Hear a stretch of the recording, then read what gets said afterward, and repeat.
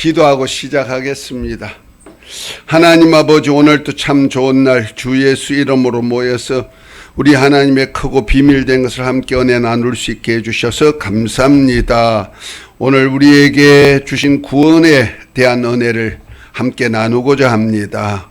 성경에서 말씀하신 구원론에 대해서 오늘 이제 또 공부할 때 성령께서 깨닫게 해주시고 또 함께 은혜로 충만케 해주옵소서. 구원의 소원을 이루는 삶이 되게 하옵소서. 예수 이름으로 기도합니다. 아멘. 점점 시간이 자꾸 늦어지네요. 아니, 안 오시는 분도 계시는데 뭐 오시는 분들이 할렐루야지 뭐. 자, 오늘은 그 구원론 책 133페이지 구원의 서정에 대한 얘기. 알미늄주의 구원관, 칼빈주의 구원관, 이런 것을 다 이제 한번 봤고요. 이제 성경적으로 구원관을 어떻게 이루어 갈 것인가. 앞쪽에 보면 하나님의 언약, 그 다음에 예수 이름, 그 다음에 인간이 우리 죄에서 어떻게 구원받을 것을 이렇게 쭉 얘기하면서 이제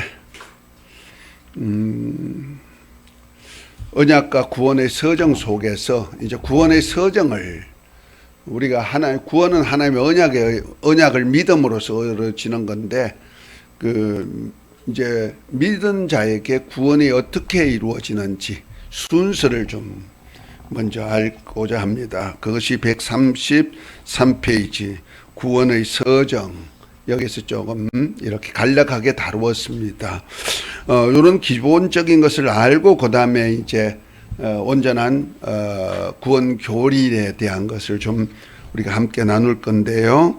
그 133페이지 제일 밑에 구원의 서정을 보면 구원이란 무엇인가 일반적으로 성도는 누구나 다 알고 있습니다. 그런데 구체적으로 자신이 얻은 구원이 무엇인가라고 물으면 머뭇거리게 됩니다. 이는 그들이 생각하는 구원이 너무나 추상적이고 관념적인 것이라는 사실을 적나라하게 보여주는 신앙 모습입니다. 따라서 본 연구는 구원의 의미와 본질을 통한 구원의 서정을 통해 구체적인 통찰력을 가지고자 합니다. 자, 구원의 의미입니다. 우리가 하나님 아들 예수 그리스도의 대수고의 사건으로 인해 획득하게 된 구원의 의미는 매우 포괄적입니다. 그래서 한마디로 쉽게 이것이 구원이다라고 정의하기는 어렵습니다. 성경에서 말하는 구원은 개인적인 구원과 영적인 구원을 말하는데 개인적인 구원에서도 영원한 구원과 매일의 구원, 환경으로부터의 구원, 영육 간의 구원 등이 있습니다. 그리고 영적인 구원은 죄에서 구원, 즉 율법의 정죄에서 구원, 죄를 형벌하시는 하나님의 진노에서 구원, 사망 권세와 마귀에게서 구원, 지옥 형벌에서의 구원 등등이 있는데 이런 진정한 구원은 위의 상황을 모두 포함하는 것입니다. 다시 말해서 개인적인 구원과 이제 영적인 구원이 다 포함된 것이 구원이라고 할 수 있다는 거죠. 그래서 이 구원에 대한 세부 상황을 살펴보면 다음과 같습니다. 하면서 이제 구원의 근본, 그 다음에 구원의 종결성, 요 두 가지가 먼저 알고 난 다음에 구원이 어떻게 이루어지나를 좀 볼 건데요. 그 한번 구원의 근원 한번 읽어 보십시다. 구원의 근원, 구원의 근본적인 근원은 하나님의 영광을 위해 창세전에 세우신 뜻과 하나님 아들 안에서 인간을 사랑하신 하나님의 아들 사랑과 하나님의 긍휼하심의 은혜, 성령의 알게 하심에 의한 것입니다.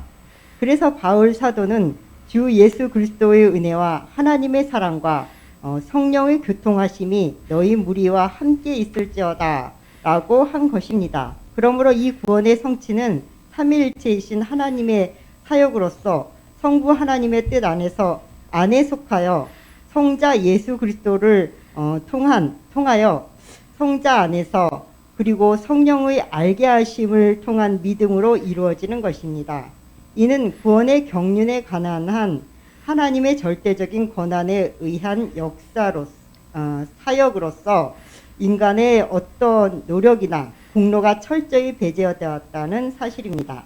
그러나 섭리에 있어서는 인간이 해야 할 의무도 있음을 성경에는 말하고 있습니다. 아멘. 이제 구원은 하나님의 경륜 안에 속하는 건데요.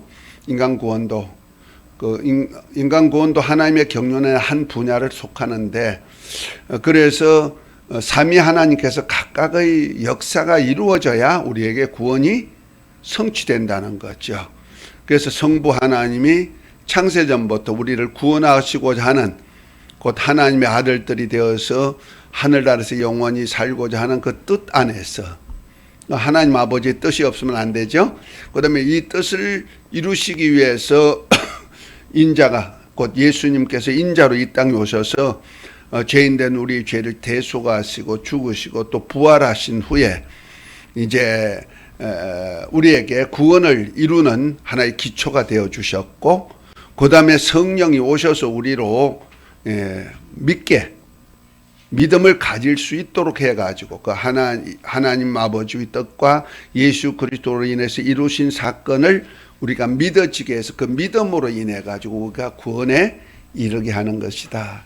이것이 바로 하나님의 그 크신 사랑과 예수 그리스도로 말미암은 은혜와 그 다음에 성령으로 인해서 우리를 하나님과 교통할 수 있는 그 마음을 그것을 알게 해서 이루어지는 사건.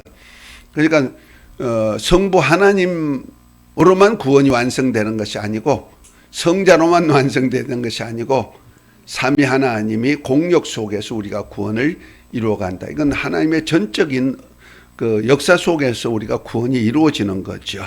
우리 인간의 노력도 아니죠. 그러나 하나는 알아야 될 것이, 인간이 하나님의 그렇게 구원 역사는 하나님의 경륜 속에, 은혜의 경륜 속에 있지만은, 이것이 내게 구원이 이루어지려면은 내가 구원을 받아야 될 그 시에 내게 준 섭리를 감당해야 된다는 거죠. 다시 말해서 인간과 하나님의 약속이 이렇게 하나로 이루어져야 된다는 것이 하나 특이하다는 거죠. 앞으로 이제 혹시라도 시간 나서 배울 것이 있으면 내가 빨리 끝나면은 좀 하나님의 나라에 대한 얘기를 좀 하고 싶은데요. 아주 굉장히 귀중한 얘기를 하는 건데, 하나님의 나라를 위한 사역은요, 하나님의 절대 주권이에요. 그건 아무도 간섭 안 해요. 하나님께서 창조한 모든 것 속에서 하나님이 일방적으로 이루어가는 절대 주권 속에 끌어가지만은, 또 우리 구원도 하나님의 주권 속에 있지만은 구원이 이루어지기까지는 인간과 하나의 커뮤니케이션이 돼야 된단 말이야. 이 사역을 위해서 성령이 오셔가지고 이 사역을 담당하는데 우리에게는 반응이 필요하다는 거지. 반응. 그러니까 이것을 섭리라 그러는 거예요. 그러니까 인간이 반응하는 그 반응을 섭리라 그러죠.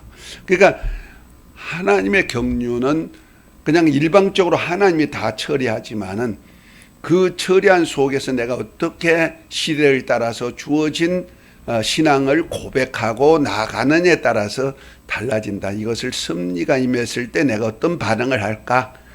이런 거죠. 곧 부르심에 대해서 내가 어떤 반응에 따라서 내가 구원을 받을 수도 있고 놓칠 수도 있고 이렇게 되는 거예요. 그러니까 쭉 지나가는 데서 내가 깨달았으면 딱 내 거로 탁 취하는 것, 이걸 믿음이라고 표현할 수가 있단 말이에요. 믿음 고백, 곧 믿음이 아니고 신앙 고백이라고 표현할 수가 있는 거죠. 그 신앙 고백 없이는 우리가 안 되는 거니까 그것이 바로 섭리로 받아들이는 거다 하는 겁니다. 그러니까 반응이 있어야 돼요. 그 하나가 특이한 거죠. 하나님의 나라는 반응이 필요 없어, 인간 반응이. 그러나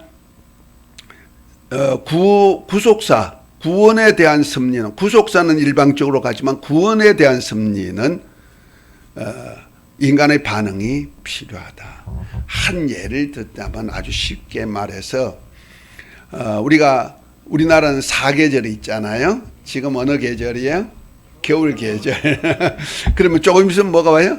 봄, 그 다음에 여름, 그 다음에 가을, 그리고 또 겨울. 사계절이 이렇게 돌아가요. 자, 그러면은 겨울에는 지금은 전부 다 죽은 것 같죠. 생물이 다 죽은 것 같아. 그래서 농부들도 겨울에는 그냥 쉬는 것 같지만은 쉬는 거 아니에요. 뭘 준비하죠? 봄을 준비하죠. 봄이 되면은 뭐 하려고? 씨를 뿌려가지고 이제 여름에 가까워가지고 가을에 추수하고 그 다음에 또 겨울로 들어가기 위한 하나의 과정이죠. 그 하나님의 역사도 똑같은 것 같아요. 우리 구원의 역사도. 내가 겨울 지금 와서 복음이 전해져가지고 내가 깨닫게 됐다. 그러면 언젠가 주님이 봄이 오면은 내가 씨를 뿌려야지. 씨를 뿌리는 시간이 있어. 근데 농부가 봄에 좀 게을러가지고 안 뿌렸어. 씨를 안 뿌렸어. 그러면은 여름에 가꿀 이유도 없어. 편해. 그래서 매미처럼 날마다 그늘 밑에 놀아도 돼. 소리만 하고. 그런데 가을이 되면 거둘 것이 있어 없어? 없어. 뭐 했기 때문에? 놀았기 때문에. 안 뿌렸기 때문에. 똑같은 현상이야. 그러니까 하나님의 경륜은 하나님이 봄, 여름, 가을, 겨울이 지나가듯이 하나님이 일방적으로 나가는 세계예요.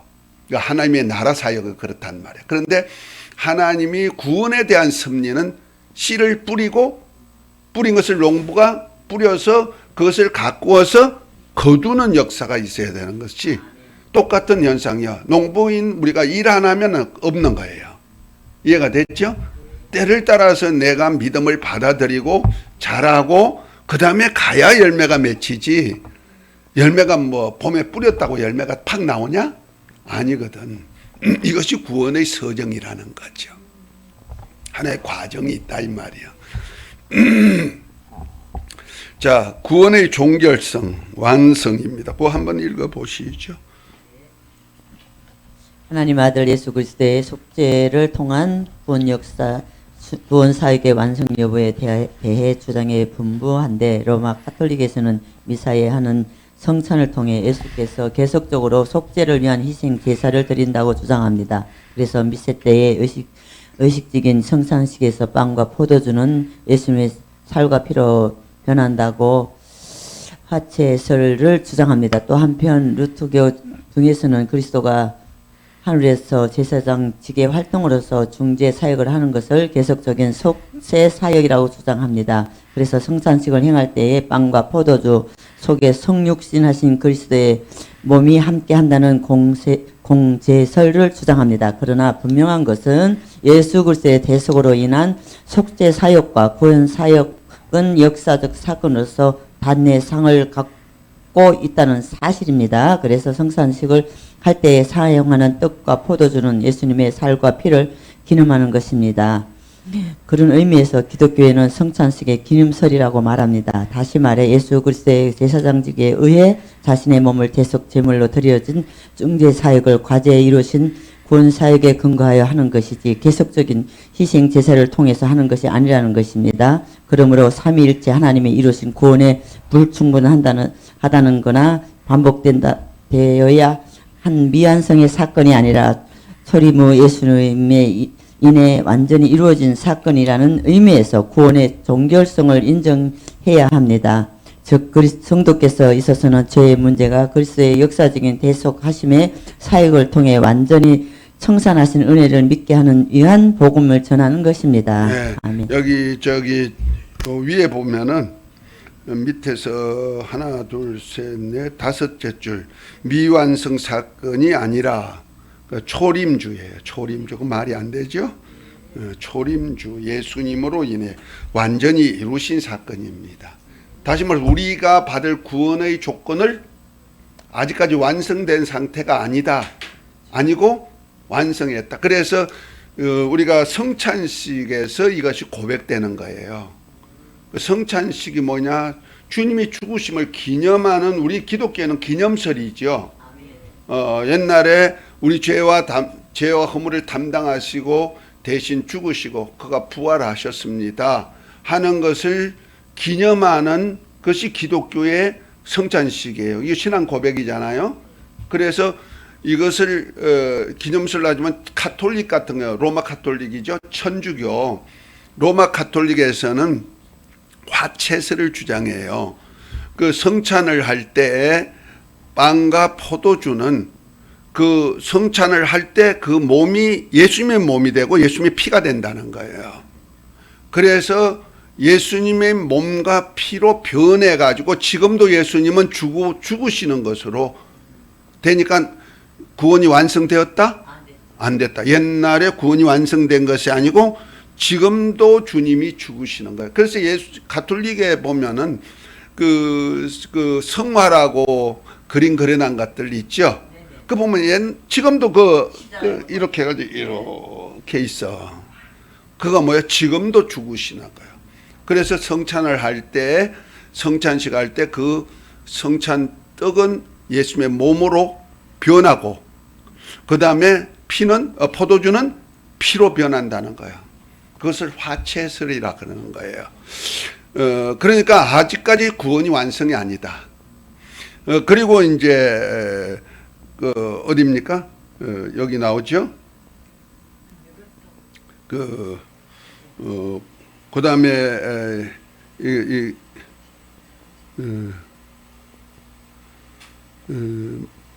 어디라고 내가 했더라?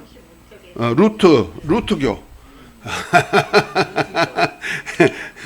내가 생각이 안 나요. 근데 루트교에서는 성찬을 할 때 예수님이 십자가에 달려서 죽으셨다가 부활 성천 하셔가지고 하늘에 가서 지금 제사장으로 계시지만은 여기서 성찬식을 할 때 그분이 지금 하늘에 계신 그분이 이 세상에 오셔서 피를 가지고 몸을 입으신 그분이 성찬하는 그 떡 안에 함께 포도주 안에 함께 이렇게 섞인다는 거예요. 그러니까 공제설이라 그러죠. 예. 그래서 지금도 그러면 내가 성찬을 할 때 그분의 살과 피가 이 포도주와 떡에 섞여 가지고 내가 먹으니까 지금 구원을 이루어가는 거다, 이런 얘기죠. 완성이다? 가톨릭하고는 조금 다르고, 그러나 지금도 하나님의 구원은 이루었지만 지금도 성찬식을 할 때만이 그 효력이 있다고 생각하는 거예요. 그러니까 현재형으로만 생각하는 거예요. 주의 공로가. 성찬을 통해서 구원이 완성된다, 이런 얘기예요. 그러니까 구원에 대한 그 근원이 완성된다, 이런 뜻이죠. 그런데 우리 기독교에서는 뭐요? 기념설. 2000년 전에 벌써 제자들과 성찬할 때 이건 언약의 피다, 새 언약의 피다, 이렇게 하면서 옛 언약과 새 언약을 완성했다는 거죠. 그래서 완성하셨고 완성한 것을 우리가 그냥 이렇게 기념해서 성찬한다. 이것이 이제 우리가 성찬식에 대한 얘기가 고린도전서 11장을 한번 보면 잘 표현되어 있어요. 바울이 성찬에 대한 그 하나의 정리를 잘 해줬는데요.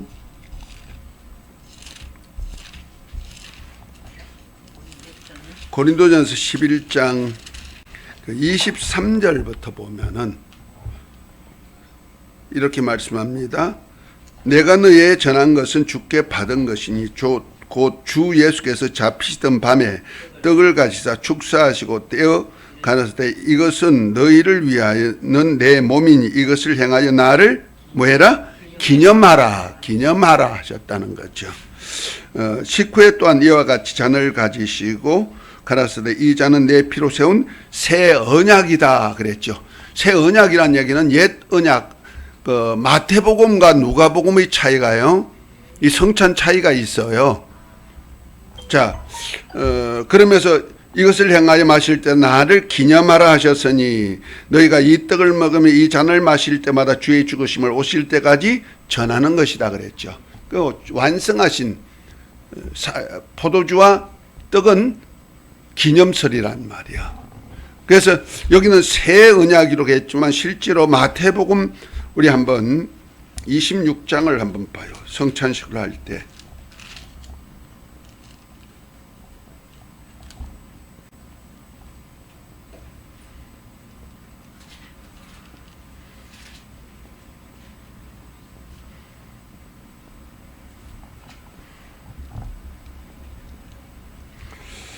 자, 26장 26절부터 이제 6월절 성찬식 하던 장면이죠. 저희가 먹을 때 예수께서 떡을 가지사 축복하시고 떼어 제자들에게 주시며 가라사대 받아 먹으라 이것은 내 몸이니라 하시고 또 잔을 가지사 사례하시고 저에게 주시며 가라사대 너희가 다 이것을 마시라 이것은 죄 사함을 얻게 하려고 많은 사람을 위하여 흘린 바 나의 피 곧 언약의 피니라 그랬어요.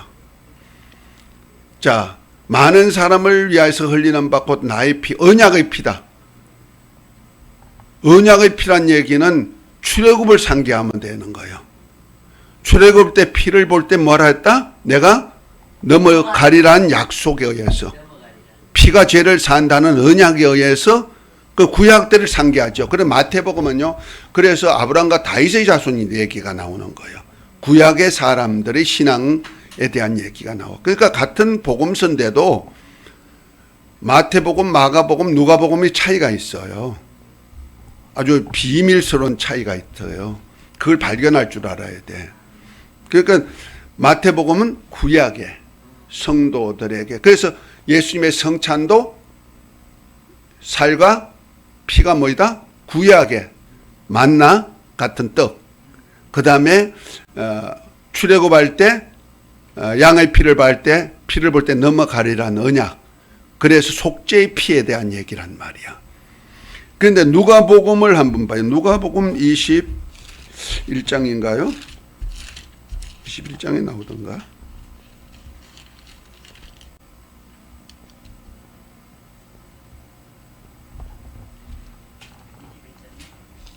아, 22장이네요.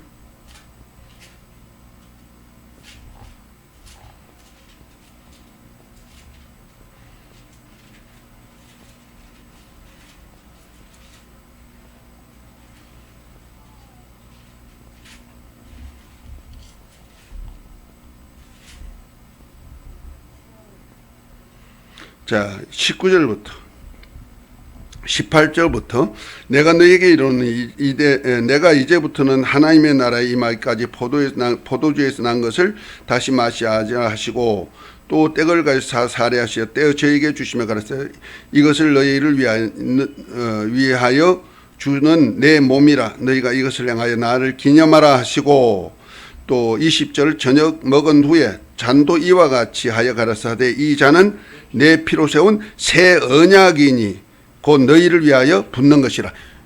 그 마태복음하고는 차이가 뭐요? 언약의 피라 했고 이거는 뭐라 했어요? 새 언약이라 그랬단 말이야. 이것이 뭐요? 예수님의 살과 피는 우리를 살리는 양식이라는 거죠. 이 차이가 있다는 거죠. 그래서 요한복음에는 6장에는 이건 내 살이요 내 피는 참된 양식이요 내 살은 참된 양식이고 내 피는 참된 음료로다 하면서 예수님의 살과 피를 양식으로 줬다. 우리가 살릴 수 있는 생명. 그 마태는 구약의 언약에 의해서 한 성찬을 말한다면은 누가복음은 뭐요? 새 언약. 그 다시 말해서 산 사람들이 주님과 같이 살았다는 표적으로 하는 신앙 고백이 성찬이 되는 거야. 이거 성찬식을 통해서 신앙 고백. 그러니까 그 기독교의 성찬은 산 사람들이 곧 예수님을 믿음으로 인해서 산 사람들이 신앙 고백으로 하는 거란 말이야.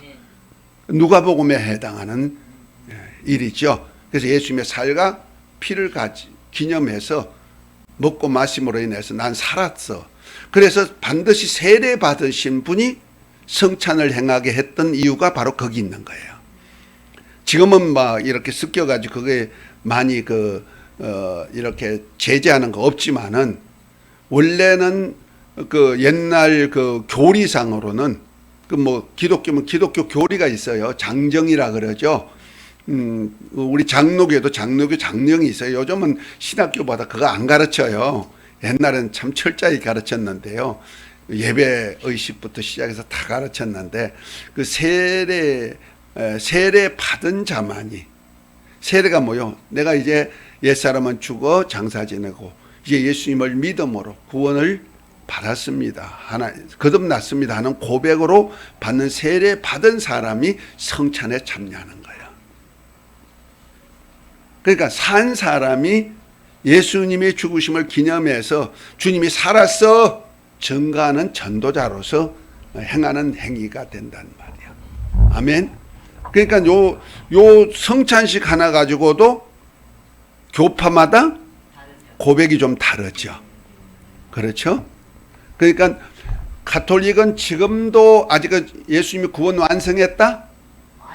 완성 안 해서 성찬을 통해서 완성해 가신 거고, 오셔가지고 완성시키시는 거고, 루터교회는 완성은 해놓지만은 우리에게 구원이 성취되려면 어떻게 된다? 지금도 그분이 친히 오셔가지고 그 성찬하는 떡과 포도주에 함께 섞여가지고 우리에게 주므로 구원이 완성되는 것이고, 이제 기독교회는 뭐요? 기념설이야. 구원은 완성해 놓으셔서 우리를 위한 구원은 완성해 놨단 말이야. 대속의 연회는 완성해 놨는데 다만 우리가 이제 그것을 신앙 고백으로 받아들임으로 인해 가지고 주님이 살으신 것 같이 나도 산 자가 되었다 하는 하나의 기념설로 하고 있다. 이것이 바로 구원론과도 굉장히 관계를 가지기 때문에 이렇게 써난 거예요. 좀 깊으죠? 왜 어떻게 왜 하는지를. 그러니까 이런 거 모르면 구원 간의 차이가 모르는 거예요. 그래서 가톨릭에는 지금도 구원이 완전 구원이 아니야. 그래서 사제한테 죄도 회개해야 되고, 그 다음에 죄값을 치르기 위해서 뭔가 해야 되고, 선한 삶이 있어야 된다, 이런 얘기죠. 그것이 어느 순간에 기독교에도 들어왔어요. 기독교에서. 그래서 어느 순간에 구원만 받으면 제사만 받았고 이제 믿기만 하면 다냐? 선한 일도 해야지, 이렇게 얘기하죠. 그래서 뭐 선한 일을 많이 하면 구원이 이루어진 것 같고, 선한 일을 못하면 구원이 없는 것 같고, 그렇게 생각하는 경우가 참 많이 있어요. 어느 순간에 가톨릭 같이 돼버렸어요. 자, 구원의 본질입니다. 구원은 구속을 전제로 하는, 구원과 구속이 좀 차이가 있어요. 구속은 우리 주님이 우리를 구원하기 위해서 당신을 다 희생한 것까지를 구속이라 그래요. 대속의 은혜로 대속해가지고 죽으시고 완전히 구원을 성취한 것을 뭐라 한다? 구속이라 그러고, 구원은 그걸 내가 믿음으로 내게 이루어지는 것을 구원이라 하고, 요 차이가 있습니다. 구속과 구원의 용어 차이가 조금 있어요. 구속을 전제로 하는데, 구속은 문자적으로 값을 지불하고 석방을 보장하는 것을 말합니다. 성경에는 그 대속물이 독생자이신 하나님의 아들 그리스도의 생명이라고 정언합니다.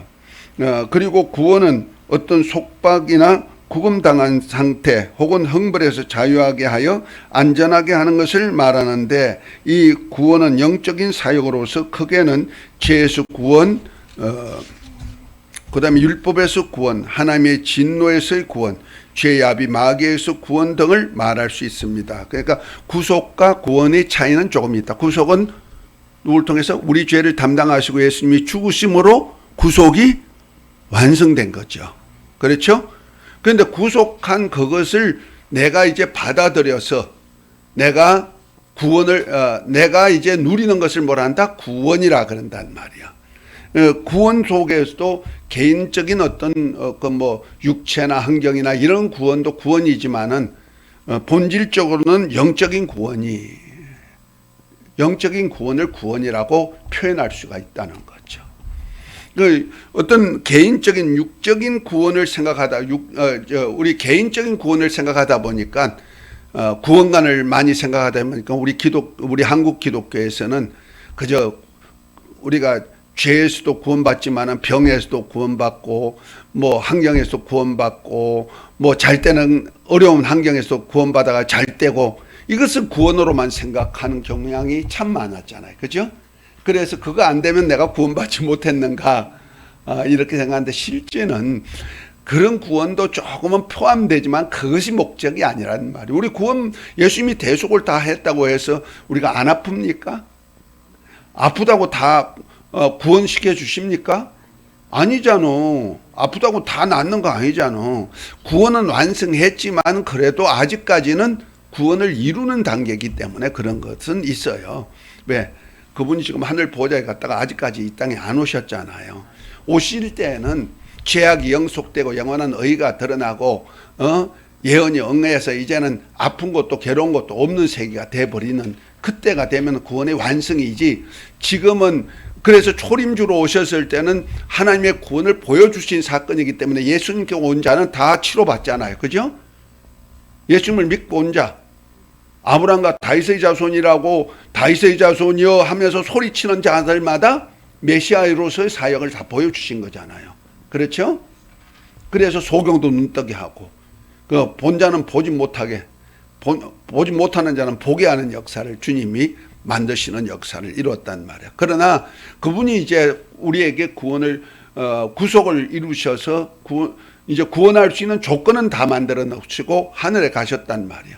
그리고 이제 보혜사 성령으로 그 영으로 우리 안에 오셨지만은 지금 그 구속하신 것이 우리에게 은혜로 100%는 이루어지지 않았다는 거죠. 아직까지 내가 죄악 가운데 있고 어려운 가운데 있고 어려운 환경 가운데 있으니까. 다만 그 속에서 하나님의 필요를 따라 나의 주권자가 되어가지고 나를 이끌어 가실 뿐이죠. 그러나 다시 오실 때는 구원이 완성되는 단계가 되죠. 그가 다르는 거예요. 주 예수 오실 그날까지 우리가 뭐 한다? 기념하는 거죠. 신앙 고백으로.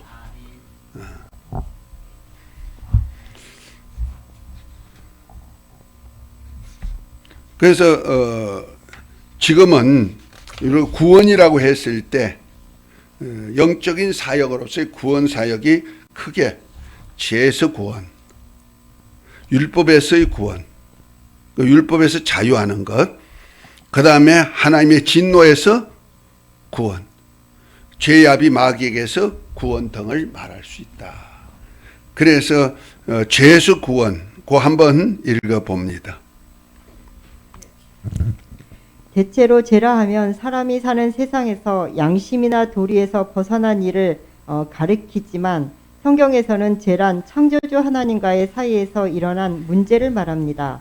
즉 죄란 하나님의 의도대로 창조된 인간이 창조자의 의도에서 벗어나 임의로 살려는 것을 말합니다. 그래서 호세아서 7장 16절에 저희가 돌아오나 높으신 자에게로 돌아오지 아니하니 속이는 활과 같으며 라며 하나님께로 돌아오지 않는 것 곧 속이는 활을 죄로 정의합니다. 네, 아주 간단하게 해놨어요. 죄가 뭐냐? 만유의 주제자가 누구세요? 대주제자가 누구세요? 하나님이셔요. 그 모든 것을 주관하셔 이끌어 가시는 분이 누구세요? 하나님이세요. 그럼 믿으세요? 그런데 마귀가 하와를 유혹할 때 뭐라고 얘기해요? 너도 하나님처럼 되어 했을 때 너도 너 스스로가 주관자가 되어서 이래, 주인이 되어서 이래 하는 뜻이에요. 그러면 죄가 뭔지 금방 나오죠? 죄가 뭐이다? 하나님의 주권을 무시해버리는 것. 하나님이 내 인생을 주관한다는 것을 무시하는 것이 뭐이다? 죄야.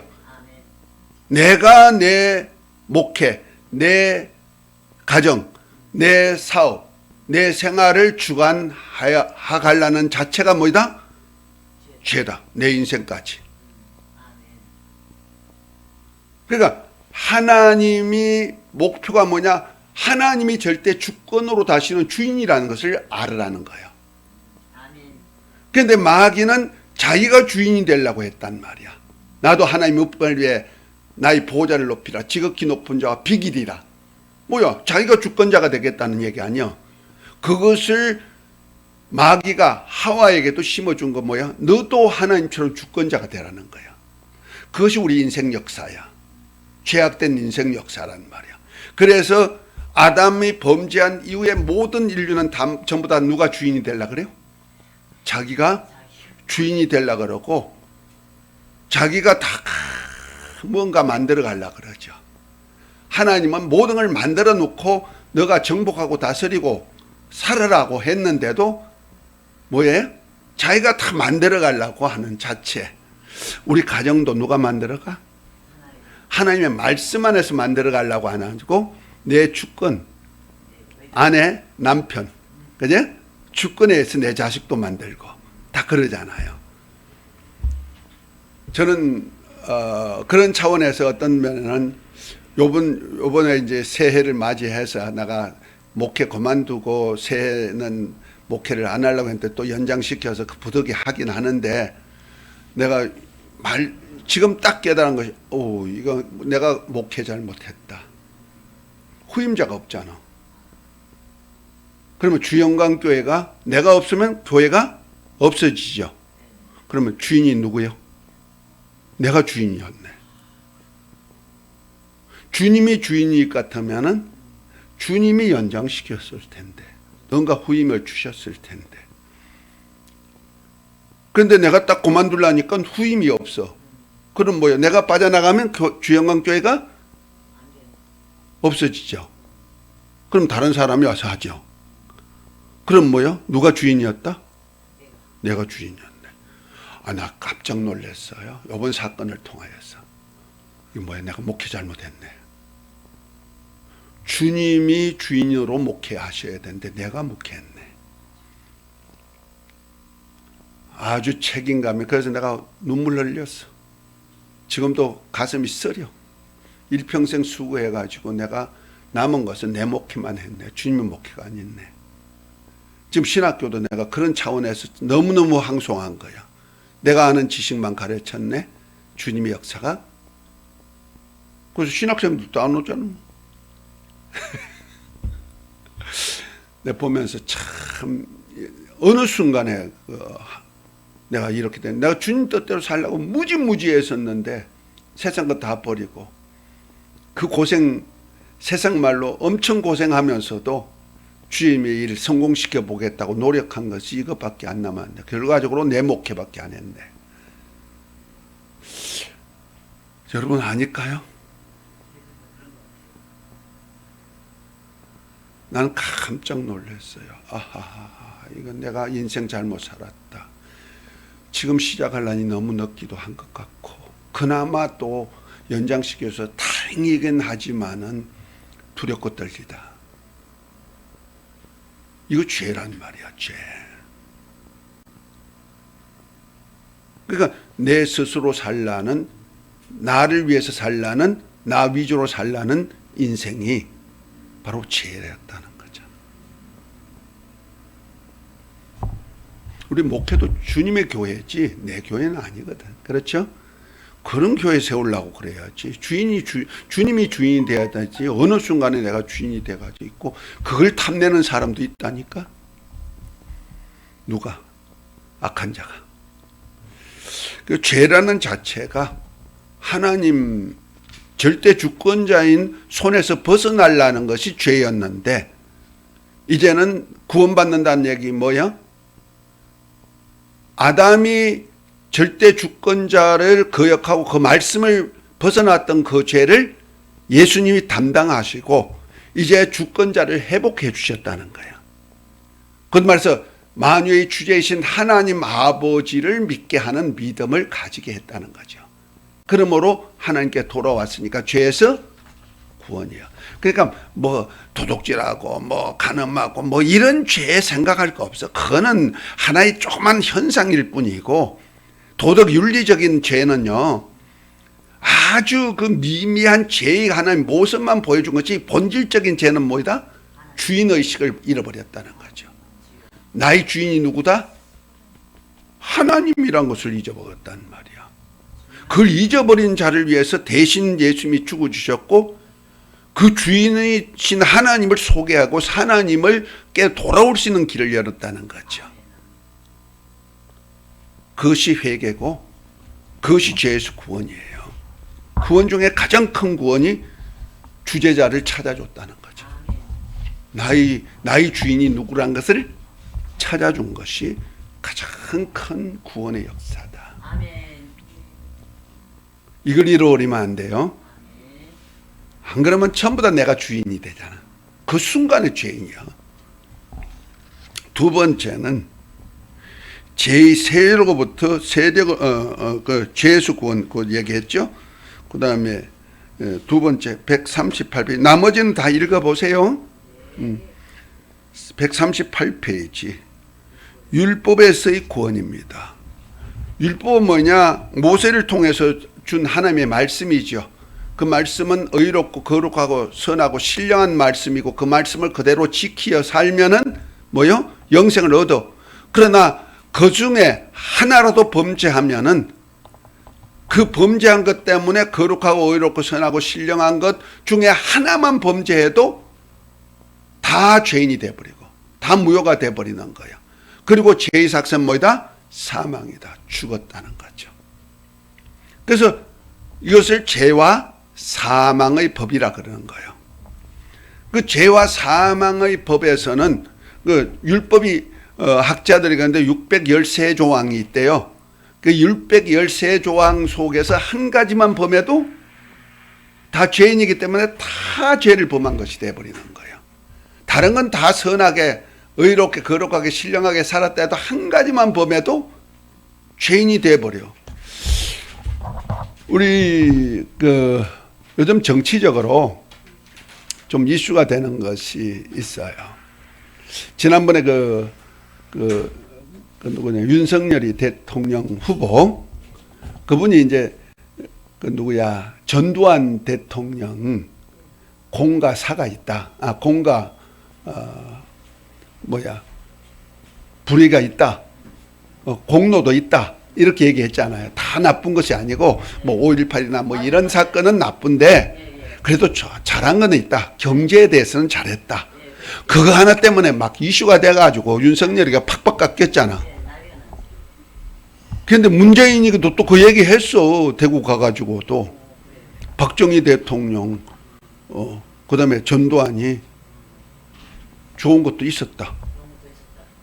그런데 그건 안 물려야 돼? 말 안 하대? 그러니까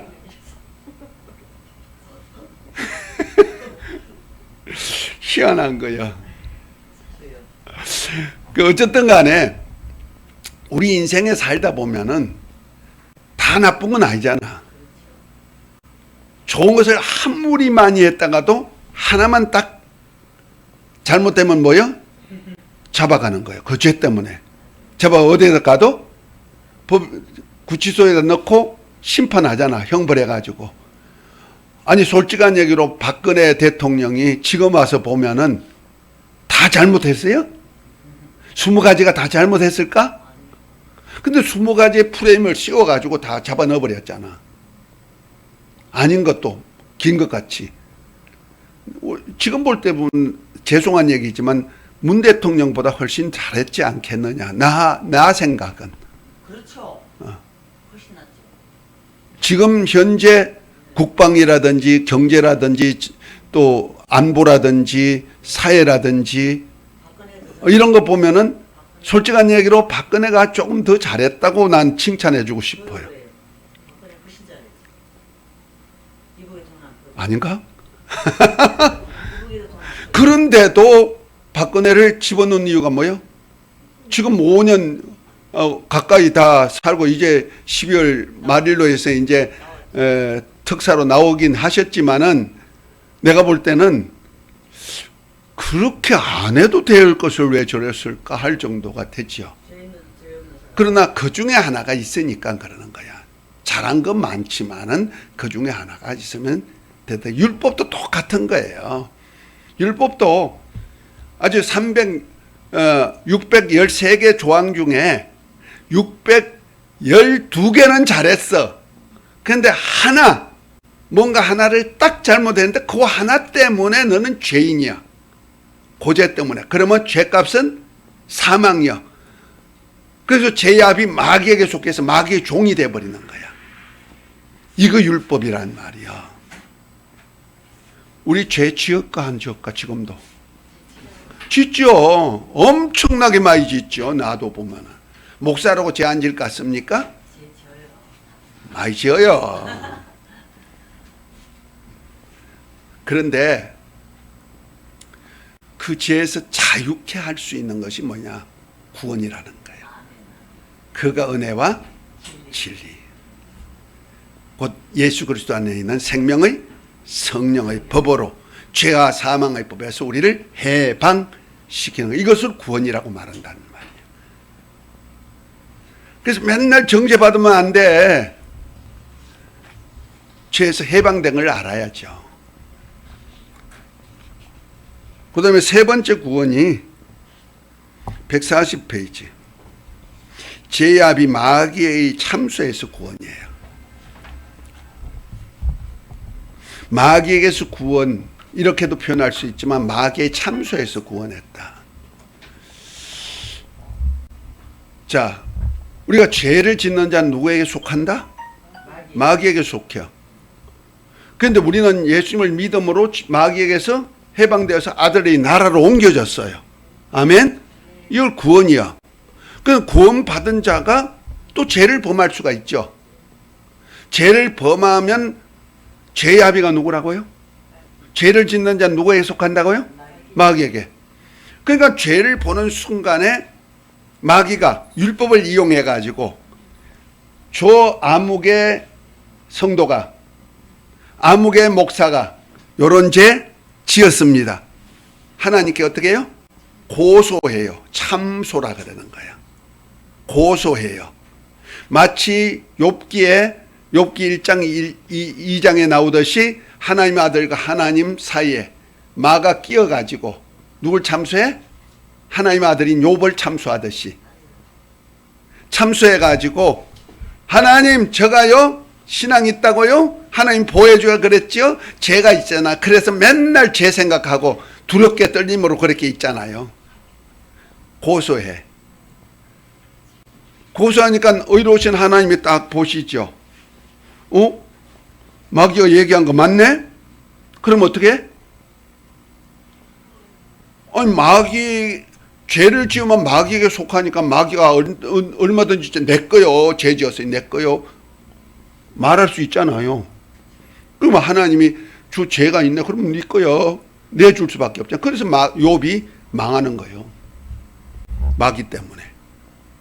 결과적으로 뭐 때문에? 죄 때문에.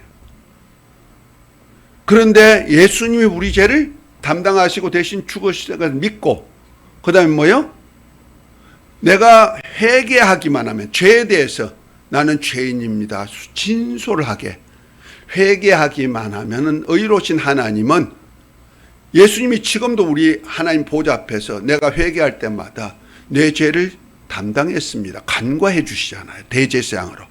할렐루야. 그러니까 내 죄를 위해서 대신 예수님이 죄를 담당하셨습니다 하고 아버지 앞에다 얘기하는 순간에 내 죄는 없어지죠. 지금도 내 죄를 위해서 대속제물로 지금 피를 가지고 하나님 보좌 앞에다가 뿌려놓고 계시단 말이야. 아멘. 그래서 하늘나라는 피가 철철 흘러요. 하나님 보좌 앞에는. 내가 죄인인 것을 깨닫고 하나님께 나아가기만 하면 어떻게 돼요? 예수 그리스도의 피복로로 인해 가지고 없이함을 받는단 말이야. 그래서 내 죄가 주홍 같을지라도 붉은 피 같을지라도 희게 만들어주고 죄 없다 하시고 기억도 아니하시는 역사가 있단 말이야. 이것이 바로 마귀의 참소에서 해방나는 거예요. 그러니까 지금도 마귀가 참소해요. 언제까지? 주님 다시 오시는 그날까지. 그래서 계시록 12장에 보면은요, 예수님이 공중에 마지막 나팔에 강림하실 때 그 공중 권세에 잡은 마귀를 땅으로 내어 쫓기죠. 그때 밤낮 성도를 참수하던 그가 땅으로 내어 쫓긴다 그랬어요. 지금도요, 참수하고 있는 거예요. 그걸 알아야 돼요. 그래서 하나님과 관계에서 우리가 항상 내가 죄에 대해서는 민감할 줄도 알아야 되고, 내가 아까도 얘기했지만 하나님의 주권을 무시함 자체부터가 죄가 되는 거고, 그 다음에 내가 어떤 하나님의 말씀을 거역하는 것도 죄가 되고, 하라고 했는데 사랑하지 않는 자체가, 믿으라고 했는데 믿지 않는 자체가 뭐가 돼요? 죄가 된단 말이에요. 이런 데 대해서는 민감하게 나 자신을 돌아보고 반응할 줄 알아야 되는 거예요. 회개할 때마다 마귀의 참소에서 해방되는 역사가 있다. 그래서 우리가 기도할 때 주시옵소서 할 때 구원을 주시옵소서는 괜찮아. 그런데 내가 필요한 육체의 것은 잔뜩 기도하면서 하나님 앞에 자기의 신앙 고백으로 자신의 죄 고백은 잘 안 하는 것 같아. 본질적으로 죄인인 것을 고백하는 것이 굉장히 유익한 역사가 일어나는 것 같습니다.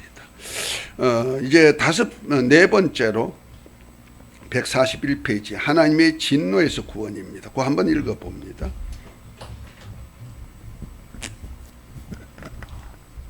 죄와 허물로 죽은 우리 인간에 대해 성경에서는 본질상 진노의 자식이었으나 예수 그리스도께서 살리셨고 긍휼이 풍성하신 하나님의 은혜로 구원하여 하늘에 앉히셨다고 했습니다. 성경에는 하나님의 진노가 형벌받을 원수가 있다고 하였는데 하늘에서 타락한 마귀와 그의 사자들이며 그들의 형벌하기 위해 지옥이 예비되었다고 하였습니다. 또한 인간은 하나님의 말씀에 불순종한 죄로 인해 죄의 압이 마귀에게 속하게 되고 그러므로 인하여 마귀와 그의 사자들을 형벌하실 때에 함께 지옥의 형벌을 면할 수 없게 되었다는 사실입니다. 다시 말해 인간이 하나님에 대한 불신앙이나 불순종으로 인한 죄로 지옥의 형벌을 벌하는 것이 아니라 하나님의 원수인 마귀가 그의 사자들을 멸하실 때에 그에게 속하였기 때문에 함께 형벌받을 수밖에 없는 것입니다. 그래서 죄는 죄의 아비인 마귀에게 속한 것이기 때문에 하나님의 진노를 면할 수 없게 된 것입니다. 그러나 예수님께서 우리의 죄악으로 인해 당한 하나님의 진노를 대신하여 저주의 십자가를 지고 죽으심으로 인해 하나님의 진노에서 해방을 시키시는 것입니다. 이를 믿는 자는 멸망치 않고 영생을 얻게 하실 것입니다. 아멘. 아주 간단하게 얘기했는데 이해가 됐죠? 그 다음에 다섯 번째 142페이지 구원을 위해 인간이 취할 부분이 있어요. 인간이 취할 부분은 그 간략하게 했어요. 복음을 들어야죠. 이 기쁜 소식을. 곧 말해서 죄에서 구원받았다는 것을 전할 수 있는 복음이 있어야 된단 말이야. 이 복음을 전하는 전도가 있어야죠. 전하는 사람이 있어야죠. 전하는 사람 없이 우리가 믿어져요? 안 되는 거예요. 그래서 로마서 10장 13절부터 15절 보면 잘 나와 있어요. 믿음은 들음에서 나는데 들음은 그리스도의 말씀을 인함이라 하면서 전하는 이가 없으면 보내신 이가 없으면 어떻게 전하는 자가 있으리요? 전하는 자가 없으면 어떻게 들으리요? 듣지 못하면 어떻게 믿으리요? 이렇게 얘기하고 있단 말이야. 그러니까 복음을 못 들으면 안 돼요. 그러니까 복음 못 듣는데도 구원이 있다? 하나님은 약속에 의해서 구원하시지 인간의 어떤 의 가지고 구원시키는 거 아니기 때문에 문제가 생긴다는 거죠. 그래서 인간이 할 부분, 구원이 이루어야 될 때는 반드시 복음을 들어야 된다는 거예요. 그 다음에 두 번째는 내적 신앙이 필요하죠. 하나님의 은혜의 복음을 듣고 성령의 감동하심의 역사로 인해 각자의 인격적인 믿음의 발로에 의한 구원의 서정이 시작되어야 된다는 거죠. 복음 안 듣고 믿음이 생기냐? 안 되는 거예요. 복음 안 듣고도 믿음이 있다면 이걸 신념이라 그러든지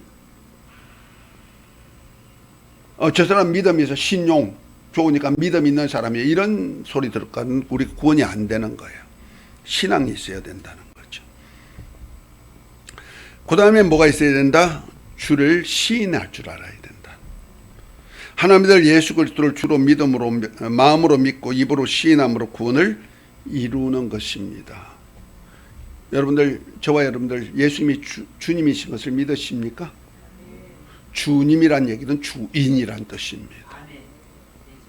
하나님의 주권을, 나의 주인은 누구다? 예수님이다. 반드시 그걸 알아야 된다는 거죠.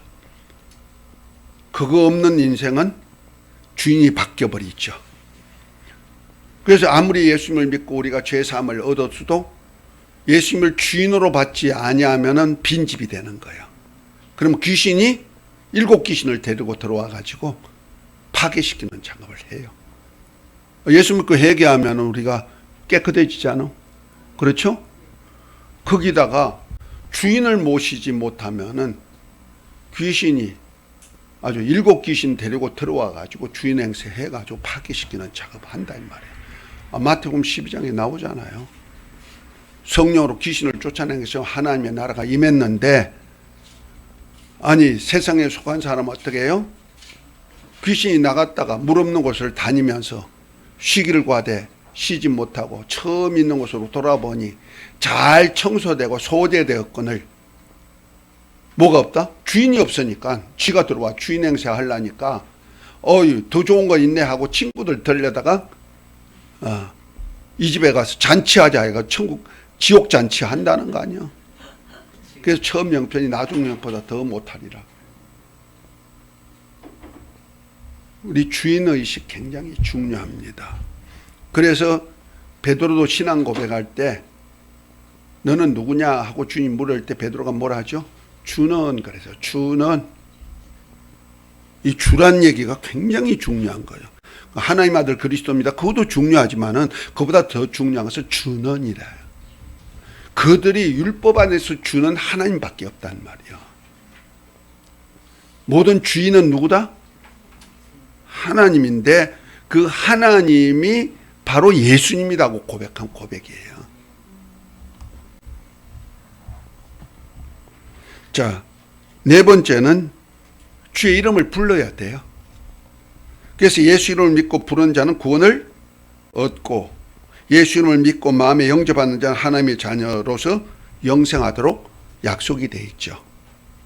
예수 이름 자체가 자기 백성을 죄에서 구원할 자 하나님이 함께 하신다 하는 이름이기 때문에 예수 이름을 믿는 자체가 나를 죄에서 구원하실 자를 믿는 것이고 그분이 나와 나의 주인으로 함께 하시는 거야. 믿는 거예요.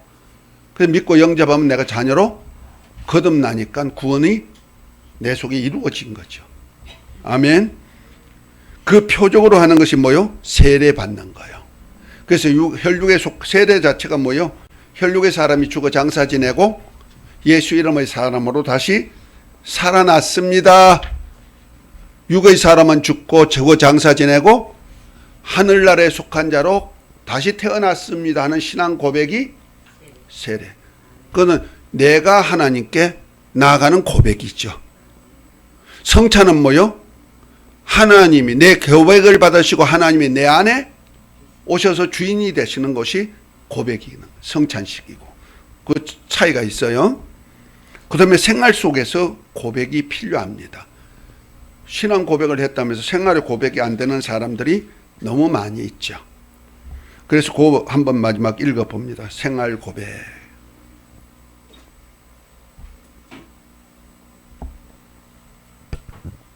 하늘에 속한 사람의 아들로 거듭난 신앙의 표로 성령을 선물로 받고 성령의 인도하심을 받게 됩니다.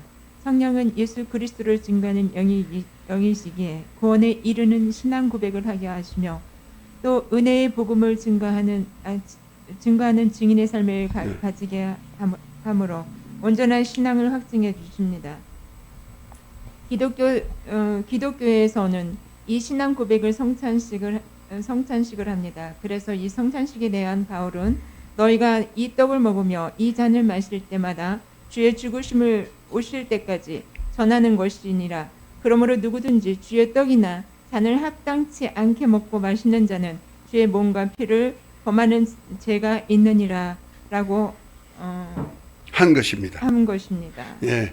거기 틀린 글자가 있죠. 그 옆에 보면 고린도전서 12장 3절 작은 글씨 옆에 또 은혜의 복음을 증거하는, 정자가 틀렸어요. 증거하는.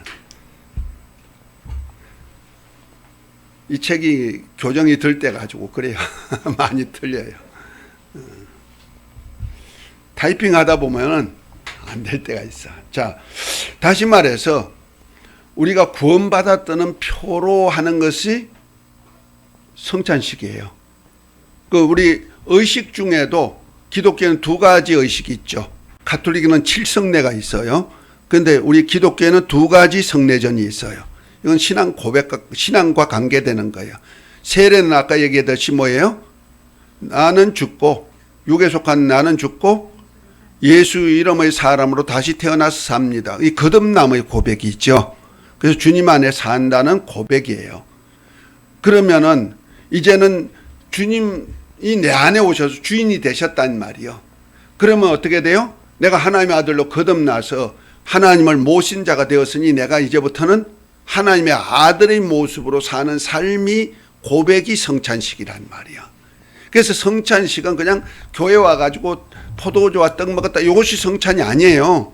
그건 하나의 그 의식이지만은 내가 이제부터 예수님의 몸이 돼가지고 주 예수 오실 날까지 주님의 몸으로서 천국 복음 전하러 오셨던 그분의 모습으로 살겠습니다 하는 얘기요. 그래서 때가 이르렀으니 때가 되매 하나님의 나라의 복음을 전하듯이 이제 하나님의 나라 복음 전하는 자가 돼야 된다 이 말이야. 아멘. 그래서 주 예수님이 오셔서 하신 큰 일이 있어요. 주님이 하셔서 오신 일. 복음전도? 무슨 복음? 천국 복음. 그렇죠? 천국 복음 중에 크게 몇 가지가 있을까? 천국 복음인데 그 천국 복음 전하는 때 천국 복음이 두 가지가 있어. 하나는 하나님의 나라 복음이에요. 하나는 영생의 복음이에요. 하나님의 나라 경륜의 복음하고 구속사 복음하고는 달라요. 똑같은 일이지만은 주님이 하시는 가장 큰 일은 뭐냐? 하나님의 나라 세우는 거예요. 우리 그걸 아셔야 돼요. 그게 창세기에서 예언되셨는데 그게 구속으로 하나님의 나라 이런. 그런데 우리 구원은 하나님의 나라 속의 하나의 부분이죠. 우리 주님이 이 땅에 오신 목적 중에 최고 목적이 뭔지 아십니까? 하나님의 나라예요. 그 하나님의 나라에 우리를 동력해 시키려고 우리를 구원시키는 거고. 그러니까 하나님의 나라가 우선이고 그 다음에 내가 믿어서 의롭게 되는 것은 그 다음이에요. 순서가 있단 말이야. 그러니까 나라가 없는 구원은 있을 수가 없어. 그래서 우리 주님은 하나님의 나라 복음 전하러 오신 거예요.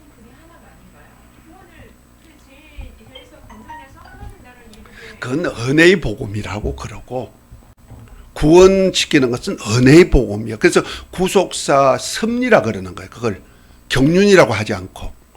그 다음에 하나님의 나라를 세우는 것은 하나님의 계획이에요. 뜻이에요. 다 들어있어요. 그러니까 구원사역도 창세기부터, 근데 구속사 쓴 거 보면 창세기부터 영원한 나라까지 구속사 편에서 우리 영혼이 구원받는 편에서 얘기한 얘기잖아요. 구속사는. 그런데 그보다 더 중요한 것은 하나님의 나라에 대한 복음이라는 거예요. 그 하나님의 나라의 복음에 우리를 끼워줬어요. 은혜로. 그래서 자 마가복음 1장 한번 봅니다. 복음이 뭔지. 그러니까 요것이 차이가 있다 이 말이야. 똑같은 거 아니라. 만약 구원이 목적이었다면은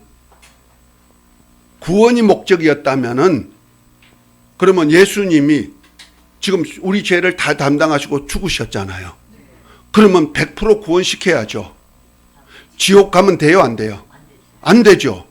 그러면 지금 예수님이 오셔서 구원을 다 이뤄 놓으셨는데 이루어놓으신 구원을 지금 경험하는 사람은 세계적으로 10%도 안 돼요.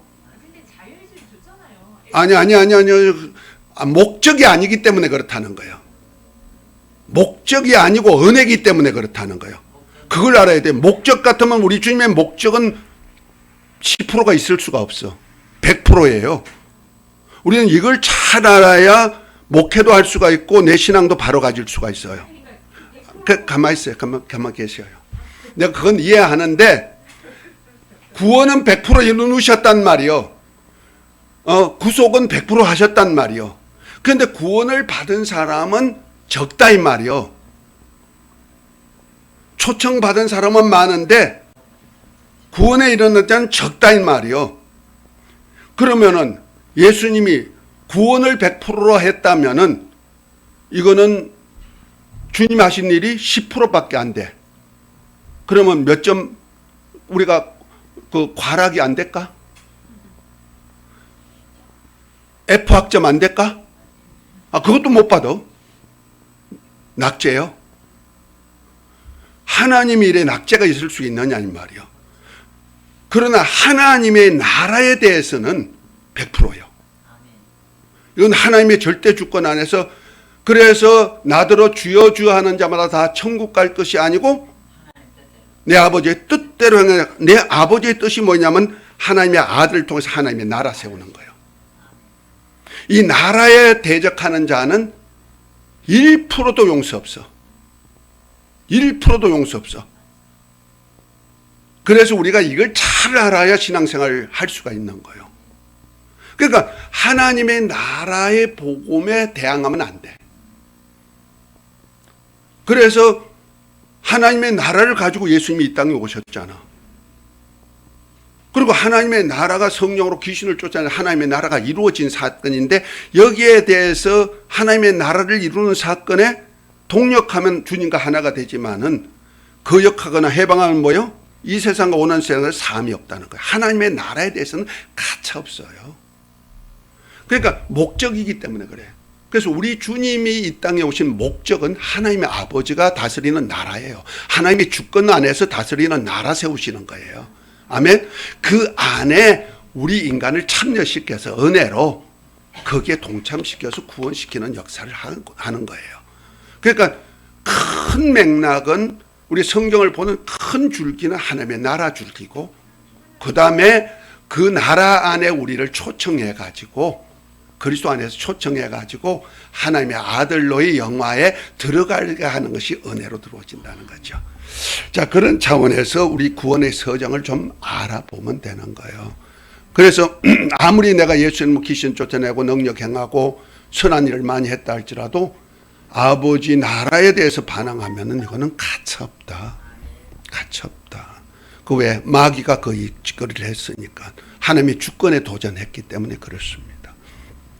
자, 잠깐 쉬었다가 하겠습니다. 수고하셨습니다. 어려운 얘기를